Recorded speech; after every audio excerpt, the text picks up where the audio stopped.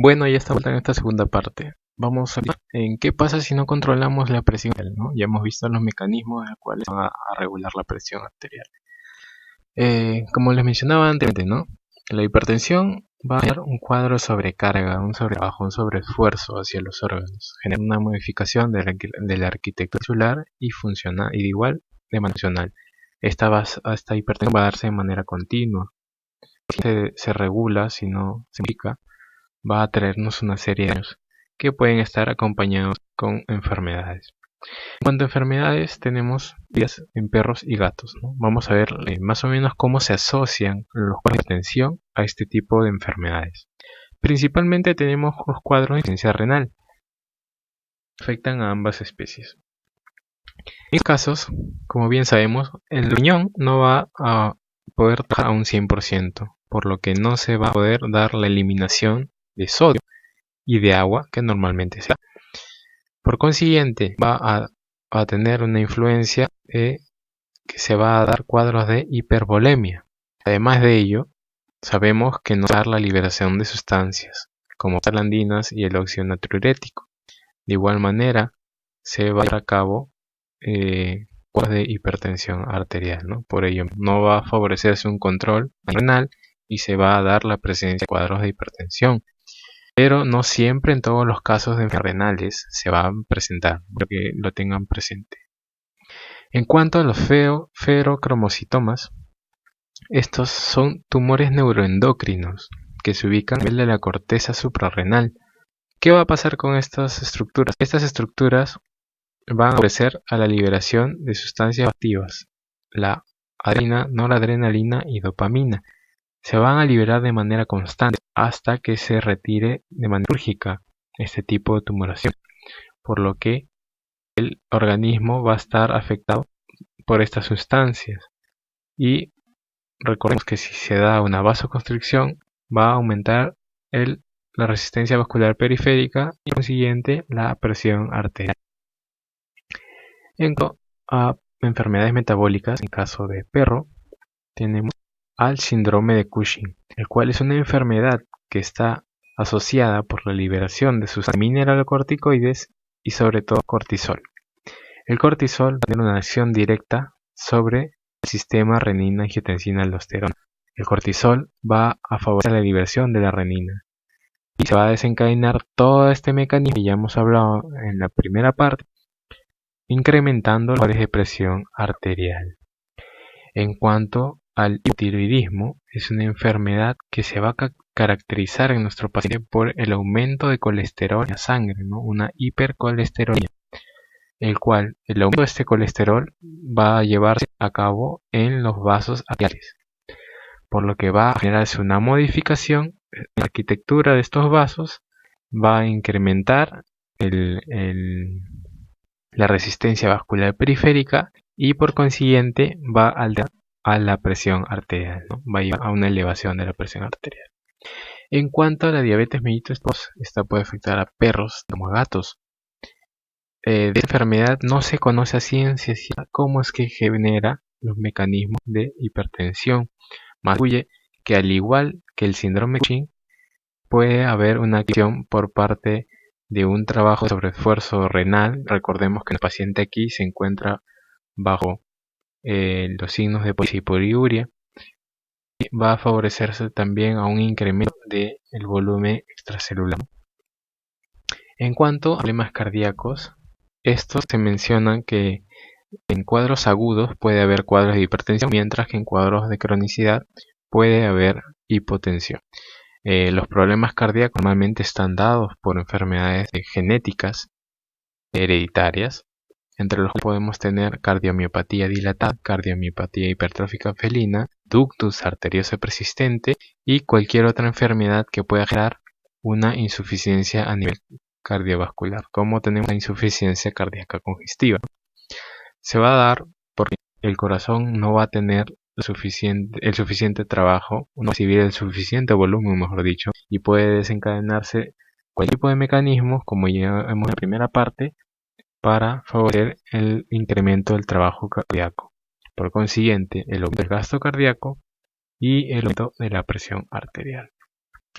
En cuanto al hipertiroidismo, en gatos tenemos a la tiroxina, la cual es una proteína que va a tener acción directa sobre el miocardio. ¿Cómo así? Porque esta tiroxina va a favorecer el incremento del número de adrenoreceptores sobre el miocardio, por lo cual va a favorecer a la sensibilización del miocardio sobre las catecolaminas. Y por consiguiente va a haber un incremento del ritmo, de la frecuencia, del gasto cardíaco y posteriormente de la presión arterial. En cuanto a la sintomatología y signos, tenemos los siguientes. Ya recordemos que el aumento de la presión va a ocurrir en todos los órganos, en todos los sistemas. A nivel oftalmológico tenemos que pueden presentarse cuadros de ceguera repentina, cuadros de midriasis, cuadros de hipema. El hipema es el acúmulo de sangre sobre la cámara anterior del ojo. De igual manera tenemos el glaucoma por el aumento de la presión intraocular y daños a nivel de la retina, como puede ser desprendimiento de retina, que puede llevarnos a cuadros de ceguera. En cuanto a nivel neurológico, el sistema nervioso central puede presentarse como no depresión, apatía, déficit de neurológicos, síncopes o desmayos repentinos, vocalizaciones. A nivel cardiovascular puede ocurrir la hipertrofia del ventrículo izquierdo, soplos cardíacos, epistaxis también se menciona, y podemos ver los vasos sanguíneos inyectados. En cuanto al electrocardiograma, vamos a hablar un poquito más adelante. Como signos inespecíficos puede verse polibria, polidipsia, alteraciones de comportamiento e inapetencia. Recordemos que puede presentarse estos como no, debido a que la hipertensión se va a presentar de manera adyacente a otras enfermedades.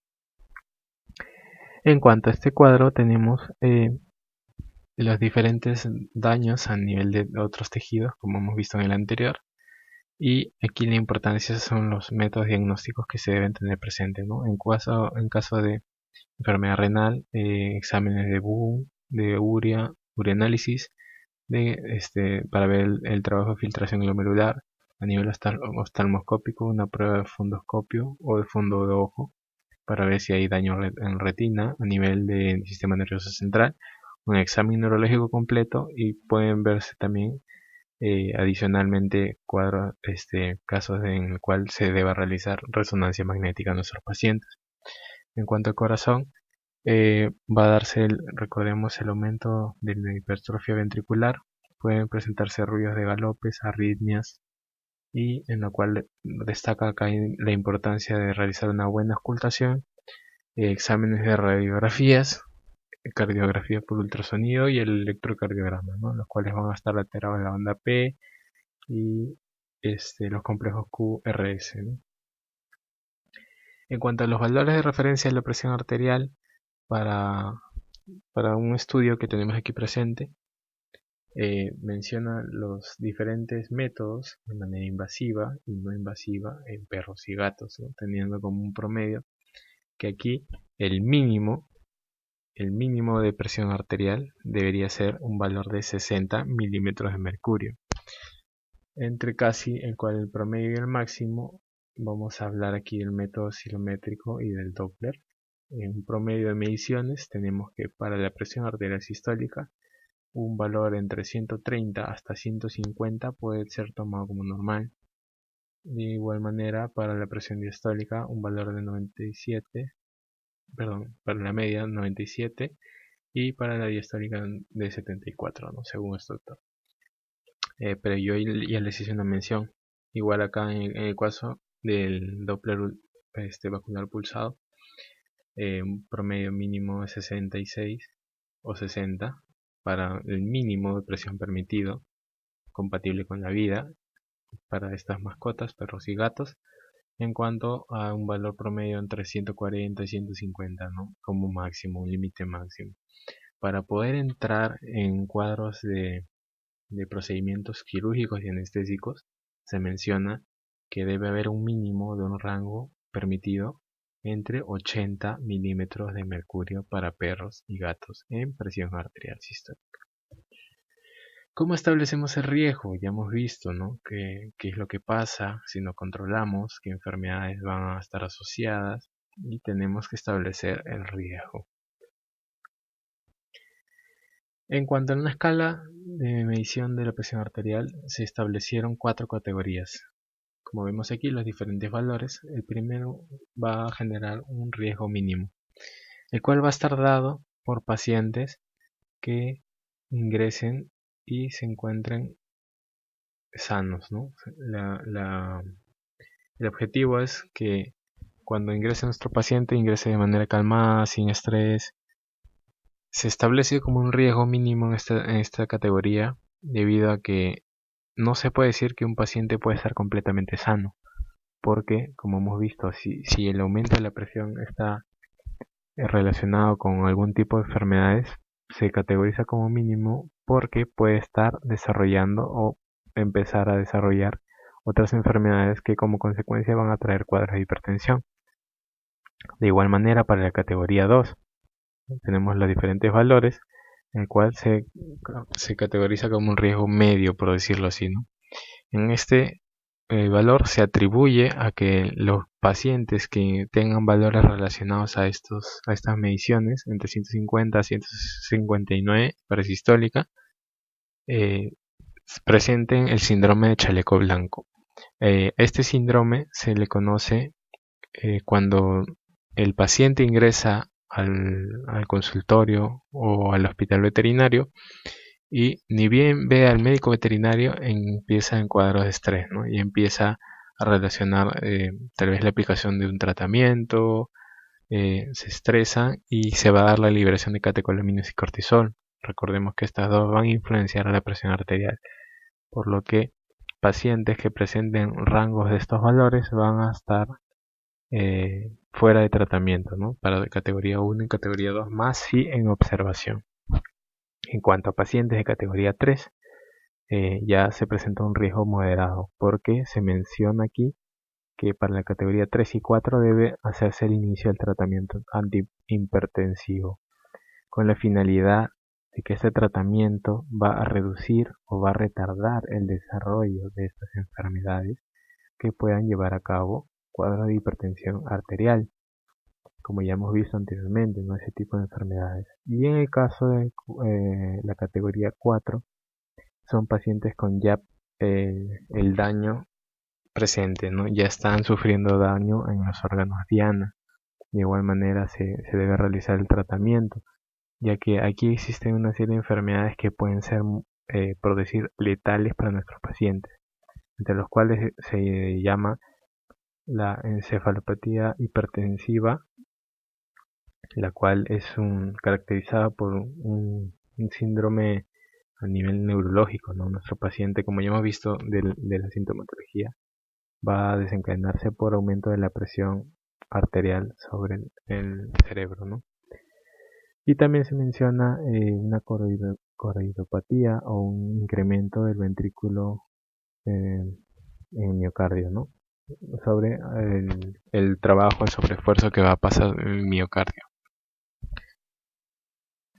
En cuanto al tratamiento, no voy a entrar acá en mucha especificidad debido a que es un poco más amplio. De repente se puede tocar un tema en otra oportunidad, en otro video, pero el objetivo es que esta serie de fármacos van a actuar sobre los mecanismos que ya hemos estado viendo, ¿no? Entonces van a o bloquear o alterar o a no permitir que se desencadenen estos mecanismos de la regulación arterial, ¿no? Que ya hemos visto anteriormente, entre los cuales tenemos aquí que para el inicio de tratamiento se recomienda dietas bajas en sodio, pero esto puede ser contraproducente porque recordemos que el sistema renina-angiotensina-aldosterona va a activarse cuando hayan pocos niveles de sodio, por lo cual la literatura en algunos casos menciona que la dieta debe establecerse normal, pero acompañada por una serie de fármacos que puedan actuar sobre los mecanismos de la regulación de la presión arterial, ¿no? Entre los cuales tenemos los antagonistas de la enzima convertidora de angiotensina, ¿no? Entre los cuales está el benazepril, el enalapril, los bloqueadores de calcio, la amlodipina, los alfa bloqueadores, los vasodilatadores, los antagonistas de la aldosterona, los beta bloqueantes, los diuréticos de tipo diazida y diuréticos de asa, ¿no? Entonces ya vimos cuál más o menos es el objetivo. Si desean este paper me pueden escribir, yo con gusto los comparto con ustedes para que puedan leer un poquito más, ¿no? ¿Cómo podemos determinar la presión arterial? Antiguamente existían métodos invasivos, los cuales eran directos, cruentos, pero muy específicos, ¿no? Porque se realizaban sobre la misma arteria. Los dos primeros son telemetría y cateterización intraarterial. ¿Qué pasaba con esto? Que por lo mismo de ser método invasivo y cruento, solo se pueden realizar con los animales, perros y gatos, bajo procesos de anestesia, ¿no? Porque son cruentos, en los cuales consistían en una vez anestesiado al paciente se coloca un catéter intraarterial y a través de unos electrodos se iban registrando los valores de la presión arterial. Pero estos se empezaban a registrar una vez que el paciente estaba saliendo del cuadro de anestesia, ¿no? Seguidamente tenemos los métodos no invasivos, que con el tiempo han ido cambiando, han ido evolucionando, se han ido experimentando con otra serie de artefactos, pero se han establecido estudios de las diferencias entre métodos invasivos y no invasivos, concluyendo que no hay mucha diferencia. Se puede realizar, ¿no? Además de que tienen la facilidad de que estos no son lo mismo invasivos, no crea un nivel de estrés del paciente y pueden ser muy manejables actualmente en los consultorios clínicos, ¿no? Entre los cuales destacan el método oscilométrico, el Doppler vascular pulsado y otro tipo oscilométrico que es el PET-MAP. Este tipo de métodos se basan, como ya les mencioné, de manera no invasiva. Trabajan sobre el miembro a evaluar. Para esto requiere de un manguito inflable, que se utilizan también en medicina humana, llamémosle en este caso manguitos neonatales, los cuales van a insuflarse sobre la arteria, van a ocluir la arteria y va a haber un promedio de presiones que debe haber entre la manguera del manguito y la arteria. Se empieza a desinsuflar y podemos detectar ya la presión arterial, ¿no? Vamos a hablar un poquito más adelante acerca de uno de estos métodos, pero más o menos es el tipo de mecanismo que lleva a cabo estos métodos, ¿no? Los no invasivos. De igual manera, en estos casos requieren de un manguito porque para su exacta colocación se menciona que el miembro a evaluar se le toma su diámetro en centímetros y a para perros se debe realizar un 40%. Para favorecer la distancia en centímetros, esta se mide sobre el manguito y se coloca en miembro a evaluar. Para gatos se menciona que es de un 30%. Esto ya es un tema un poco más estadístico, ¿no? Sobre la precisión de los manguitos a evaluar en el miembro. Tenemos presente que debemos tener ubicadas de manera anatómica las arterias a evaluar sobre los manguitos. Principalmente en los miembros anteriores, para perros y gatos, tenemos la arteria mediana, la cual se encuentra más o menos en el tercio medio del radio. Seguidamente tenemos a la arteria digital palmar común, que se encuentra en el miembro anterior, en la cara dorsal, debajo de la almohadilla, ¿no? Que vamos a ver más adelante con un video. En el miembro anterior tenemos a la rama craneal de la arteria safena, miembro posterior, perdón, y la arteria digital dorsal común, el miembro posterior, en la parte más distal, ¿no? Debajo del metacarpo. Por último también se tiene el uso de la arteria coxígea, ¿no? En caso solamente de perros y gatos en los cuales poseen cola, ¿no? Es otra opción también a tener como manejo. Hasta aquí vamos a dejar esta segunda parte y más adelante vamos a hablar de una tercera en la cual quiero enseñarles los videos de los casos y de cómo realizamos la medición de la presión arterial.